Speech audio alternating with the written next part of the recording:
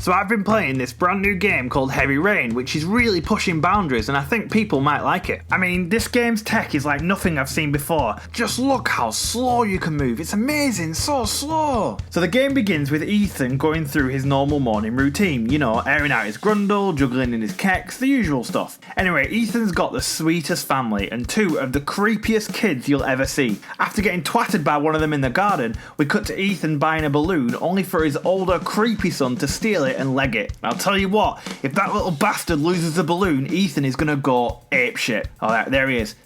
No, not the car. No! Oh my god, he lost the balloon! That cost $2! No!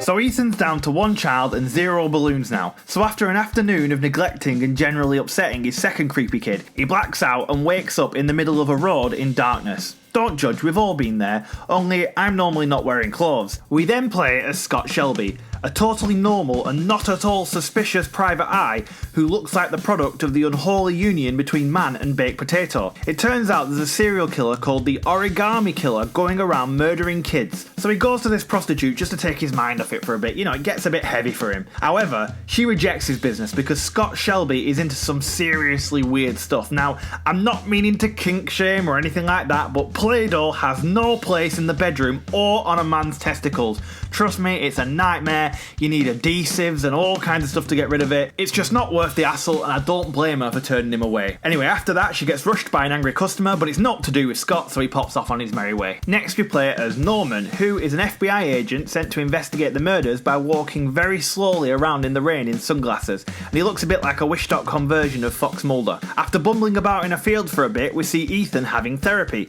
He thinks he might not be living up to his son's expectations.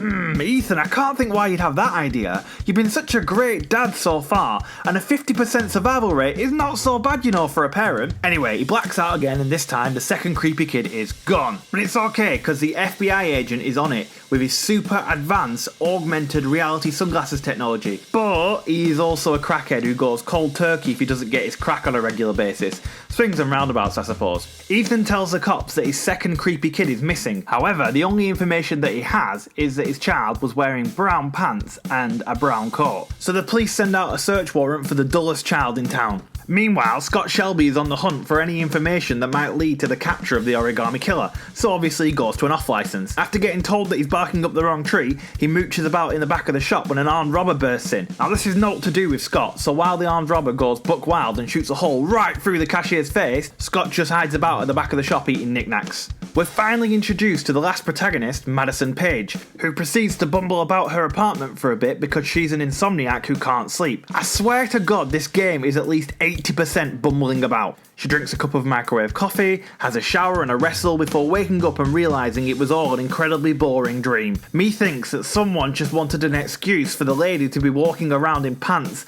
and exposing herself as she does in the shower scene, which I will not include as I'm a Christian and I'm already on the register and I don't want to make things any worse. Turns out Ethan's second creepy kid was kidnapped by the Origami Killer, who tells Ethan to go to a locker in the train station, so Ethan goes there and has this PTSD trip where he believes he has the power to crumple people. It's meant to be harrowing, but it looks like an average night in Blackburn Town Centre to me. Eventually he finds a shoebox with a message in it asking him if he has the courage to save his son and to go to a random garage. Listen, Ethan, maybe cut your losses now. Sean was a bit of a weird kid anyway, you didn't have the best relationship, you know, you can always go and buy other balloons, you don't have to live like this.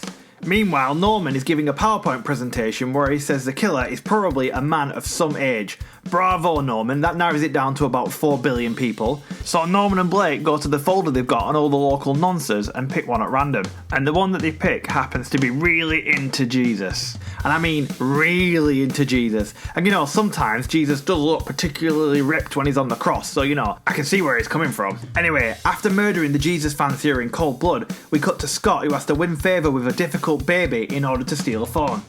So Ethan makes his way to the garage as he was instructed to by the shoebox missive, and he finds a car with an evil sat-nav that tells him to drive down a stretch of motorway to pass his test. Now that seems like a piece of piss to me, except for some reason, all the drivers seem to be going the wrong way. The Origami Killer must have some influence to organise this.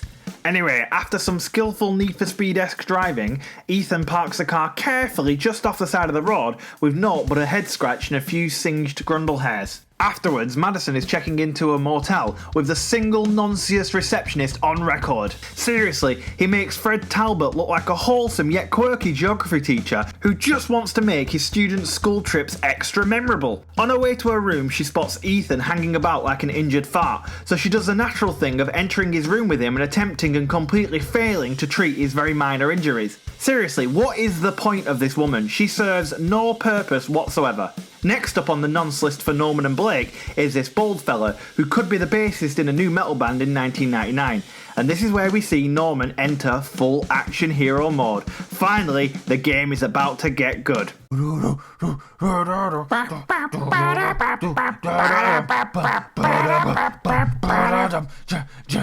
need to call in the big guns. Call in Norman Jaden. But sir, you know he's a loose cannon. We can't trust him in the field.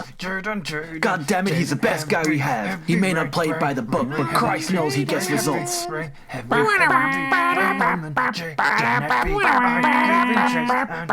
well, I'm not making any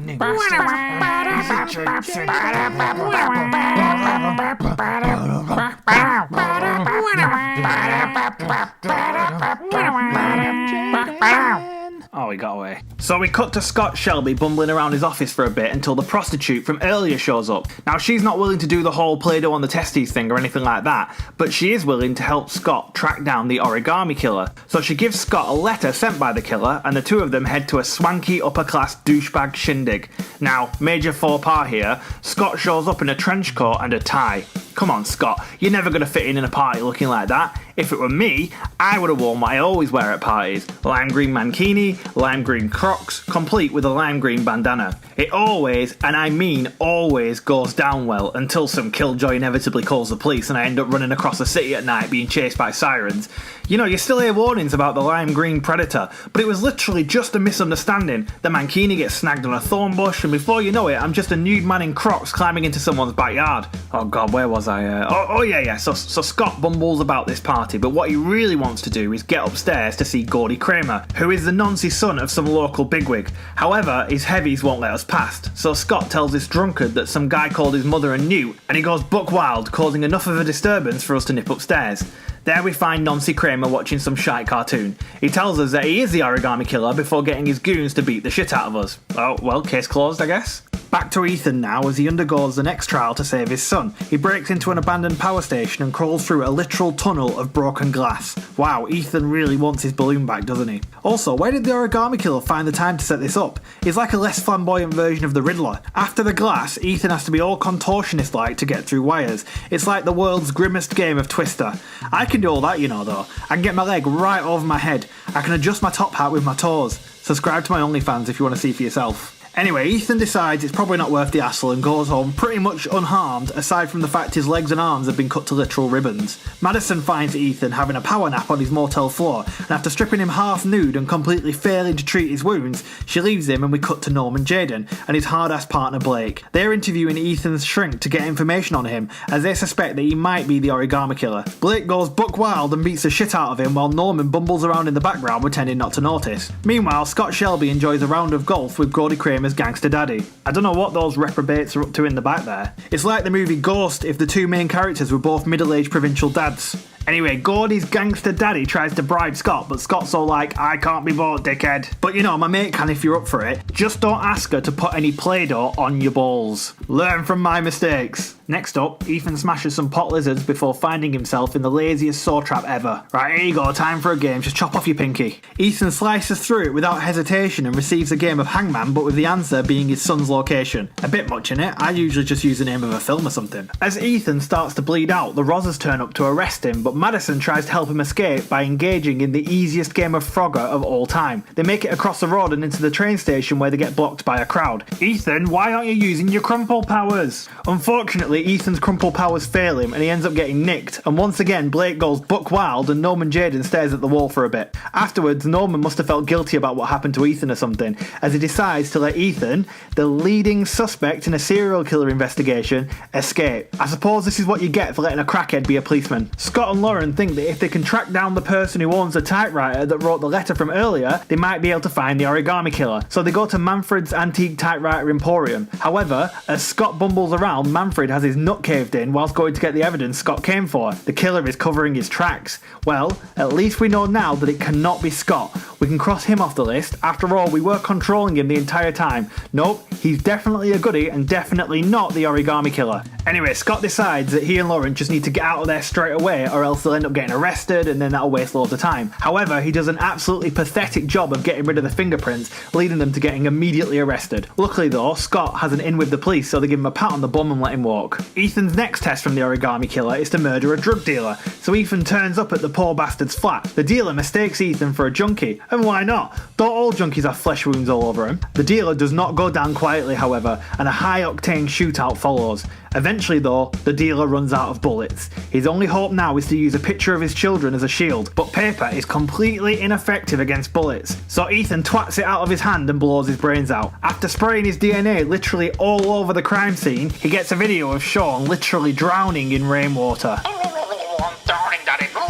Listen, this is all well and good, and it's nice to know that the kid's still alive and all that, but where the absolute fuck is my balloon? Talking to Madison, she follows a lead to some creepy doctor's house. Now, despite the fact that every fibre of his being screams elderly nonce, she accepts a drink from him and is inevitably Bill Cosby'd. She wakes up tied to a slab and narrowly avoids getting a drill in the grundle as the doctor is interrupted by a Jehovah's Witness. That's literally the only time in recorded history that anyone has been happy to see them. This gives Madison the time she needs to free herself, and after a quick struggle, she stabs the doctor in the heart with the drill. Madison found a serial killer, but unfortunately it's not the right serial killer, so she leaves and literally never mentions it again. Meanwhile, Norman Jayden is tracking his own lead to this perfectly upstanding member of society known affectionately as Mad Jack. Norman bumbles around looking for evidence, and Mad Jack does not take too kindly to that. Where is that damn fool Jayden gone? He's on the case, sir. He's tracking the guy down now. He'll never do it, not unless he plays by the book. Damn your book, sir. Norman Jayden gets results and that's all I care about. There's a boy's life at stake. Don't come to me when City Hall raises an almighty stink about this. Sir, Norman Jayden will solve this case. Alright, well, I guess that's the end of Norman Jayden then. Using some detective work, far too boring for my purposes, Scott and Lauren suspect that the origami killer has been using the name John Shepherd to hide his identity, who happens to be a little boy who died long ago, so they visit his grave. Whilst there, they meet a kindly old caretaker who tells them the tragic story of John Shepherd and his brother, who repeatedly and tragically twatted his head off a pipe. Their dad was a useless old drunk, and John Shepherd ended up falling down a hole full of rainwater and drowning. Scott might be onto something here. I'm rooting for you, Scott. You're definitely the good guy. Madison is chasing another lead by going to a club. She tries to look sexy by dressing like an office worker on a works outing. The man she's trying to seduce is a local crime boss, so she tries to dance seductively at him but comes across like an auntie at a wedding. So after ruffling up her hair and ripping her skirt so it looks like she got dragged through a thorn bush, she has him hook, line and sinker. In a shock twist, it turns out that the crime boss wasn't a very nice man, and he forces her to strip at gunpoint. By the way, it's a little messed up that pretty much everything Madison does involves her being put in a particularly vulnerable position, often not wearing clothes. It's incongruous. I don't remember the bit where Scott Shelby had to do a lap dance in a thong to get information from Nancy Kramer's dad, although to be fair I would have liked to see that. Now I know what you're thinking, maybe Quantic Dream doesn't have the best attitude towards women, but joke's on you because she turns the tables and ends up gently patting the crime boss on his grundle and scrunching his gonads like she's squeezing the juice from an orange. So yeah, girl power! All those bits where she's helpless and in her pants were totally justified in the end. Now Ethan is slumped in his motel room, haunted by the knowledge that the clock is ticking down and time is running out to save his son, when Madison shows up and... Wait, what? What the hell is going on? Why did this happen? For every thrust of Ethan's scarred member, there's another inch of rainwater filling up his son's grave. And the flesh wounds, love. Oh, and obviously Madison's in her pants again. After wasting precious minutes of his son's remaining time left on Earth bumping ugly, Ethan ends up being chased by the police again. After a high-octane chase, he does this awesome trust fall. But don't worry, Madison will be there to Oh. Oh, never mind. Scott returns to his office again to find gangster Daddy Kramer there with some goons. After getting twatted in the buns, he wakes up in a car sinking to the bottom of a lake with Lauren unconscious in the passenger seat. Now, to be fair on Scott, he does think about saving her, but she looks really heavy, so he leaves her behind to drown, forever knowing he'll never get the chance to smear that Play-Doh on his perineum. Now, Scott's out for revenge, so he comes up with a sneaky plan. He subtly sneaks into Gangster Kramer's mansion and gets ready to shoot up the place. This is gonna be epic. Oh, well, you can't blame him. What's one podgy baked potato man meant to do against a criminal empire? Madison has discovered the link to John Shepherd as well, so she goes to visit his dementia-addled mother. Showing her true colours, she takes advantage of the vulnerable lady by rummaging through her things and basically bullying her into telling her the name of the origami killer. Oh, here we go. I wonder who it could be. Gordy Kramer, Ethan, the Nancy receptionist at the motel. I cannot wait to find out. Ethan is at the final trial, walking through a corridor draped in red to taunt him with the memory of the balloon he lost so tragically. It's now or never, Ethan. Ethan has to pass this trial to have a chance to be the hero. His task? To drink some poison that will kill him in 60 minutes, giving him just enough time to save his son. Ethan, it's your time. Make the ultimate sacrifice. Nah, I'm going back to the hotel to bang Madison again. Madison breaks into the address of the origami killer and it's Scott Shelby's office? No, this must have been some kind of mistake. It can't be Scott, because the origami killer murdered someone whilst we were controlling him, right? Wrong. You see, the best way to hide a twist from the audience is just to lie about it. Good work, Quantic Dream. You had me completely fooled. I must be some kind of simpleton. Scott returns and traps Madison in his nutty room. After escaping via some amateur spelunking, she finds that Scott has set fire to the apartment. She tries to run through the flames, but she forgot that fire was quite hot and that she's not fire retardant, so she goes up like a Christmas tree. Okay, it's fine. There's still time to save her if we can just...